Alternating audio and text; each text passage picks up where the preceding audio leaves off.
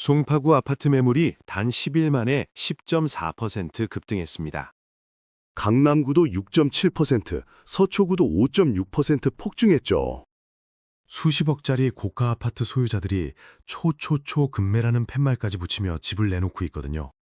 심지어 청와대 참모들까지 보유주택을 급히 매물로 내놨습니다. 대체 무슨 일이 벌어지고 있는 걸까요? 5월 9일, 이 날짜 하나 때문에 대한민국 부동산 시장 전체가 요동치고 있습니다. 오늘 이 이야기를 깊이 파헤쳐 보겠습니다. 먼저 핵심 팩트부터 정리하겠습니다. 다주택자 양도소득세 중과 유예가 2026년 5월 9일 완전히 종료됩니다. 이 유예 조치는 2022년 5월 10일부터 시작됐으니 정확히 4년간 지속된 셈이죠. 원래 조정 대상 지역에서 다주택자가 집을 팔 때는 강력한 페널티가 있었거든요. 2주택자는 기본 세율 6%에서 45%에다가 20%포인트를 추가로 더하고 3주택 이상은 30%포인트를 더 얹습니다. 지방소득세까지 합치면 최대 78%까지 세금을 낼 수도 있는 구조였어요. 그런데 정부가 부동산 시장 활성화를 위해 이걸 4년간 면제해줬던 겁니다. 문제는 매년 1년씩 연장되면서 다주택자들이 올해도 또 연장되겠지라는 기대를 갖게 됐다는 거죠. 이재명 대통령은 2월 2일 청와대 브리핑에서 사회적 약속이자 정책적 일관성 측면에서 5월 9일 종료는 분명하다고 못 박았습니다. 2월 3일 국무회의에서 구윤철 부총리가 이번이 중가를 피할 수 있는 마지막 기회라고 보고하자 대통령은 즉각 아마는 없다고 잘라 말했어요. 단 정부는 보완책을 마련했습니다. 5월 9일까지 계약만 체결하면 강남 3구와 용산구는 3개월 이내, 지난해 10월 신규 지정된 조정대상 지역은 6개월 이내에 잔금을 치르거나 등기를 완료하면 중과 유예 혜택을 받을 수 있게 했거든요. 토지거래 허가제 구역의 경우 허가 이후 실거주 의무 이행기한도 4개월로 조정하는 방안도 검토 중입니다. 시장은 이미 격렬하게 반응하고 있습니다. 부동산 플랫폼 아실에 따르면 이재명 대통령이 유예 연장 불가를 밝힌 1월 23일 이후 서울 아파트 매물이 2.9% 증가했어요. 서울 전체로는 56,219건에서 57,850건으로 늘었죠. 특히 강남권과 한강벨트 중심으로 매물이 폭발적으로 증가했습니다. 김윤복 국토교통부 장관도 강남 3구와 용산 등 상급지에서는 연초 대비 평균 11% 이상 매물이 늘었다며 정상화로 가는 첫 신호라고 평가했거든요. 송파구 가락동 송파헬리오시티에서는 부동산 중개업소마다 초초초 급매 있음이라는 팻말이 줄지어 붙었고, 강남구 개포동에서는 기존 호가에서 4억 원을 낮춘 급매물이 나왔다는 보도도 있었습니다. 그런데 여기서 끝이 아닙니다. 왜 정부는 이토록 강경하게 유예를 종료하는 걸까요? 표면적으로 보면 단순히 세금 정책 하나가 바뀌는 것처럼 보이지만 그 이면에는 훨씬 더 복잡하고 구조적인 원인들이 숨어 있거든요. 첫 번째 원인은 통제불능 수준의 집값 상승입니다. 2024년 하반기부터 서울 아파트 가격은 급등했어요. KB부동산 통계에 따르면 서울 아파트 매매가는 지난 1년간 평균 10% 이상 상승했고, 강남 일부 단지는 20%에서 30% 사이로 폭등했습니다. 문제는 이 상승이 실수요가 아니라 투기 수요에 의해 주도되었다는 점이죠. 다주택자 비율이 높은 강남권과 마용성 지역이 가장 많이 올랐거든요. 청년들은 결혼과 출산을 포기할 수밖에 없다고 절규하고 있고, 정부는 더 이상 방치할 수 없다고 판단한 겁니다. 이재명 대통령이 SNS에 높은 주거비용 때문에 결혼 출산을 포기하는 수백만 청년들의 피눈물은 안 보이시나 라고 직격한 것도 바로 이런 맥락입니다. 더 근본적인 문제는 정책 신뢰도 붕괴 위기였습니다. 2022년부터 매년 올해가 마지막이라고 했지만 계속 연장됐죠. 이로 인해 다주택자들은 어차피 또 연장될 것이라는 도덕적 해이에 빠졌습니다. 구윤철 부총리는 국무회의에서 정책을 운영한 결과 정책 신뢰성은 제한되면서 비정상적인 불공정한 행태를 유발하는 현상이 나타났다고 지적했어요. 정부 입장에서는 정책 일관성을 회복하지 않으면 모든 부동산 대책이 무력화될 수 있다는 위기감이 컸던 거죠. 이번엔 진짜다라는 메시지를 시장에 각인시켜야만 했습니다. 또 다른 중요한 원인은 세대 간 자산 불평등 심화입니다. 2025년 서울 아파트 증여 건수는 8,491건으로 전년 대비 29.7% 급증했어요. 다주택자들이 중과세를 피하기 위해 자녀에게 집을 증여한 겁니다. 문제는 이게 부의 세습을 가속화한다는 점이죠. 집 한 지도 없는 청년들은 전세 대출로 겨우 버티는데 부모가 여러 채 가진 청년들은 증여로 자산을 불려가는 구조였거든요. 정부는 비정상으로 인한 불공정 혜택은 반드시 없애야 한다는 이 대통령의 말처럼 세대 간 공정성을 회복하려는 의도가 강했습니다. 청년과 신혼부부 주거 정책의 전환점이라는 것도 중요한 원인입니다. 정부는 2026년 청년 공공임대를 3만 5천 가구로 전년 대비 8천 가구 증가시키고 신혼부부 대상은 3만 1천 가구로 전년 대비 3천 가구 증가시켰어요. 도심 6만 가구를 청년과 신혼부부 중심으로 공급하겠다는 계획도 발표했죠. 청년 월세 지원도 2026년부터 상시 신청 가능하게 바뀌었습니다. 이런 공급 정책이 효과를 보려면 다주택자 매물이 시장에 나와야 하거든요. 공급은 늘리되 투기 수요는 차단하겠다는 투트랙 전략인 겁니다. 마지막으로 글로벌 부동산 정상화 추세도 빼놓을 수 없습니다. 세계적으로도 부동산 투기 억제는 트렌드예요. 캐나다는 외국인 주택 구매를 2년간 금지했고 뉴질랜드는 투자 목적 주택 구매자에 대한 세제 혜택을 폐지했습니다. 한국도 선진국형 주택시장으로 가려면 투기가 아닌 실수요 중심 시장을 만들어야죠. OECD 국가 중 한국의 자가 보유율은 58%로 낮은 편인데 이는 일부 다주택자가 주택을 독점하고 있기 때문이거든요. 정부는 이번 조치를 통해 주택 민주화를 이루고 국제 기준에 부합하는 건강한 시장을 만들겠다는 큰 그림을 그리고 있습니다. 이제 이 상황에서 우리가 읽어내야 할 핵심 인사이트를 공개하겠습니다. 인사이트 1. 부동산 시장의 패러다임 전환이 시작됐습니다. 이번 조치는 단순한 세금 정책이 아니에요. 대한민국 부동산 시장이 다주택 투자 시대에서 1가구 1주택 시대로 넘어가는 분수령이거든요. 과거 30년간 부동산은 절대 안 떨어진다. 집은 많이 가질수록 좋다는 공식이 지배했죠. 하지만 이제 정부는 명확한 메시지를 보냅니다. 다주택 보유는 이익이 아니라 부담이다. 투자자 입장에서는 게임의 룰이 바뀌는 겁니다. 앞으로는 양보다 질, 숫자보다 입지와 실거주 가치가 중요해지죠. 이 전환을 읽지 못하면 뒤처집니다. 인사이트 2. 매물 증가가 반드시 가격 하락을 의미하지는 않습니다. 많은 사람들이 착각하는 부분이에요. 매물이 늘면 집값이 떨어지겠지? 그렇지 않습니다. 현재 서울은 토지거래 허가제로 전 지역이 묶여있고 대출 규제도 강력하거든요. 세입자가 있는 집은 갭 투자가 불가능해 거래 자체가 어렵죠. 고준석 연세대 교수는 5월 9일 전까지 반짝 매물이 나올 수 있지만 규제로 거래가 쉽지 않고 5월 10일 이후에는 매물 잠김으로 이어질 수 있다고 전망했습니다.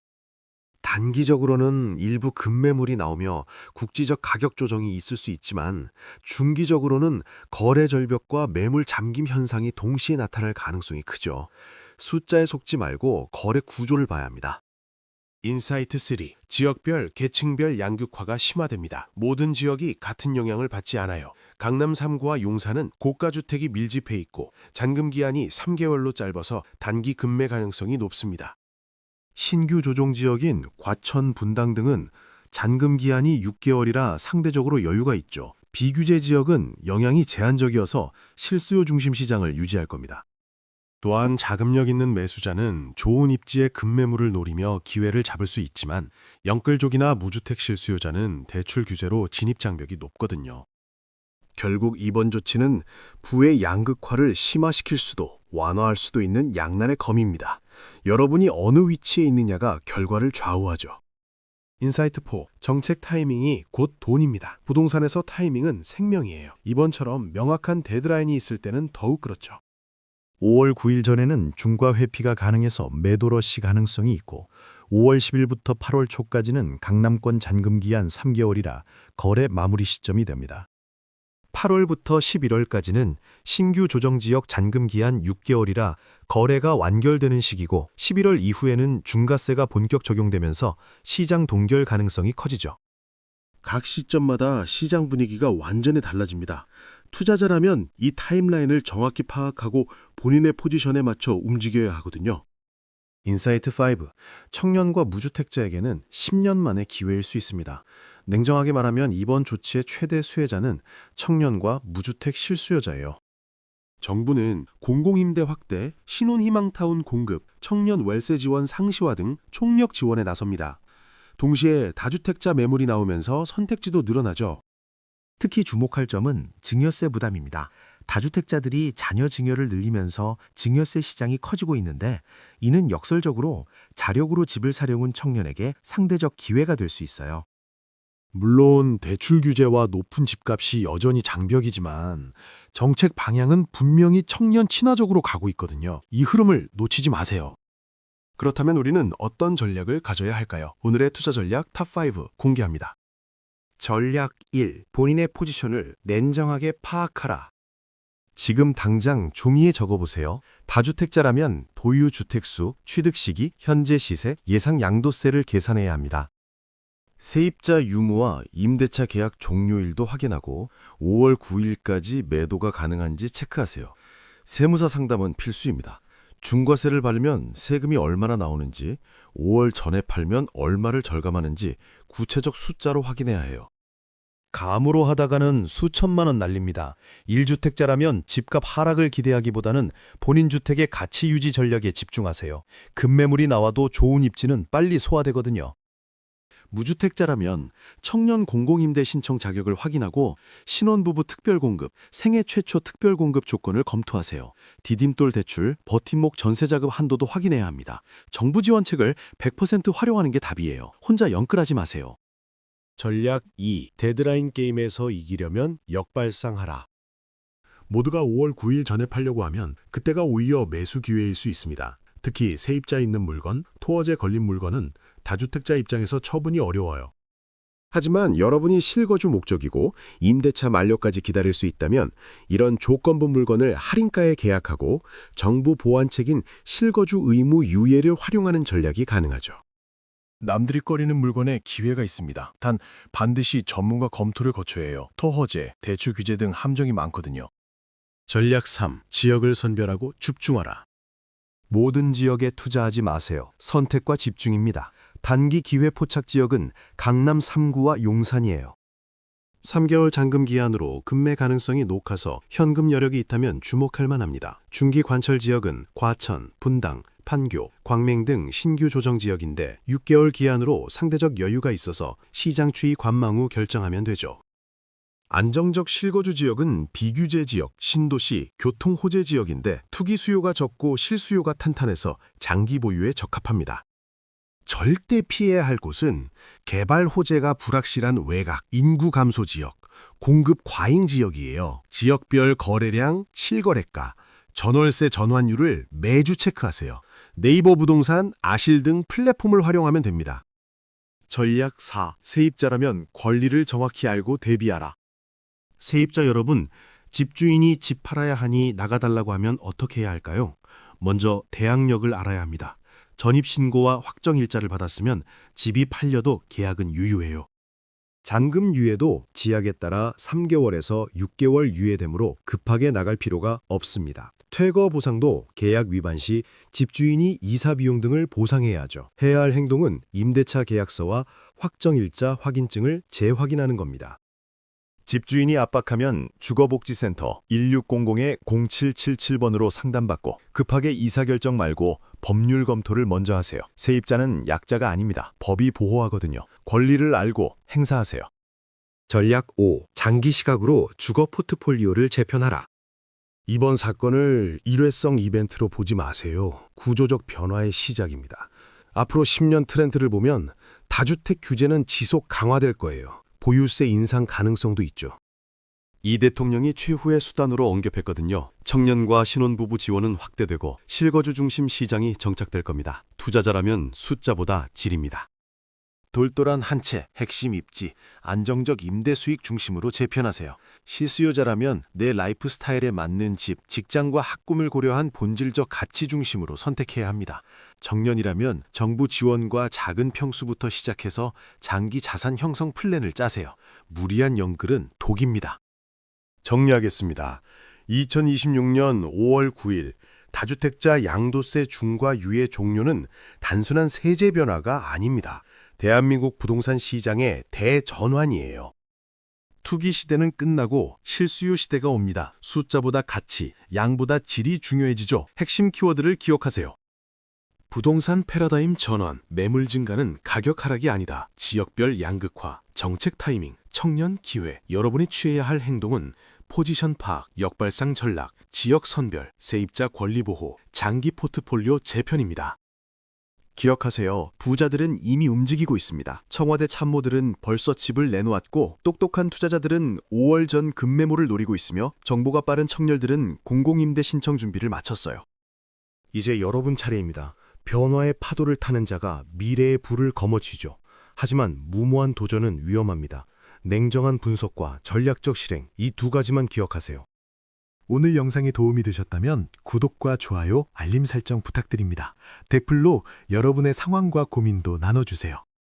리치코드 경제학은 항상 여러분에게 팩트 기반의 신뢰할 수 있는 정보를 전달하겠습니다. 다음 영상에서 뵙겠습니다. 감사합니다.